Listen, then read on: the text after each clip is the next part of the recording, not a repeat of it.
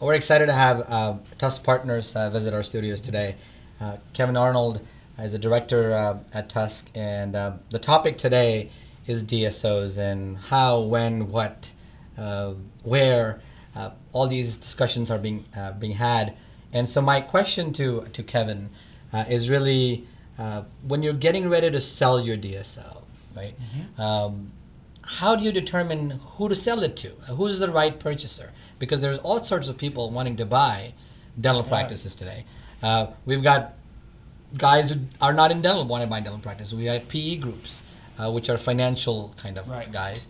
And then there are strategic guys who already have a DSO and they want to acquire more practices. So who's the right purchaser? And how do you select? And what kind of criteria do you use to determine that this is the right purchaser? It's a great question, and it really depends on each seller and what their position is and what they want post-sale. If they have the desire to take on risk and grow, then they're going to probably go more towards that financial investor who wants to scale them up and really grow aggressively over the next 3 to 5 years. Sure. If they want to grow a little bit, still continue to grow but take a little less risk, they're probably looking more the strategic route, where they'll join up with an existing DSO and join that group and continue to ride on with them. But I guess the offers they're going to have are going to vary widely. Somebody might get a 12 times multiple, somebody might get a 10, somebody might get an 8. And they really got to look at, which offers the best based on the criteria of that offer. It's all about the terms and the fit with that group, not just the overall money at the end of the day.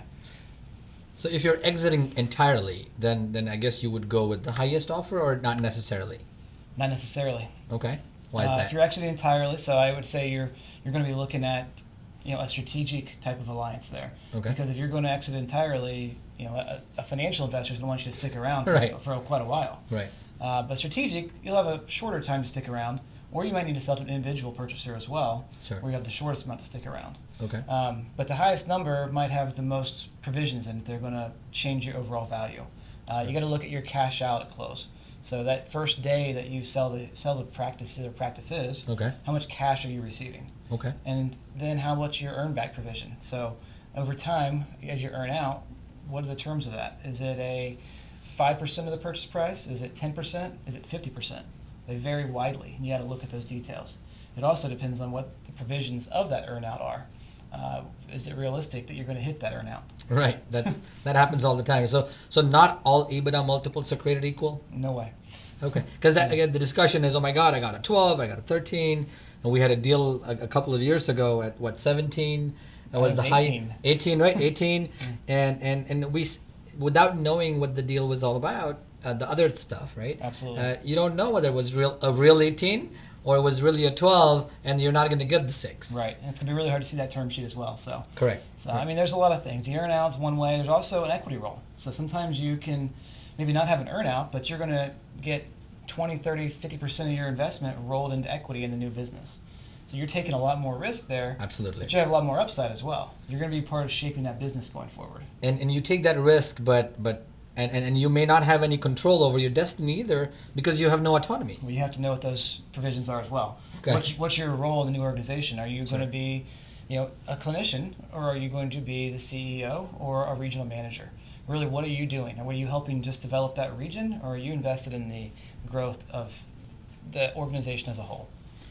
So in identifying who the right purchaser is, you have to kind of go through of what you want it to be, and how much you intend to stay in the business. Number one. Yes. How much money you're going to get at cash. Yes. How much autonomy you're going to have. Correct. So it's not an easy decision. It's not just a multiple decision. No, absolutely not. There's even more than that though as well. Okay. What's the culture fit? With That's your a big practice, you know the team you have across your organization. Are they going to fit well with the investors that are coming in? Sure. Are they going to fit well with the group that you're joining up with? You got to try to feel that out to know whether it's going to work or not. If you know going in you're going to lose half your staff because they're not going to like this change, right, it's going to make it pretty hard to earn that earn out, or pretty hard to see the return you're going to get with that equity roll. One of the things I hear a lot in the financial buyer, which is let's say a private equity player, a lot of dentist owners or founders will say, this is a dental practice. I'm still in the business of providing a service.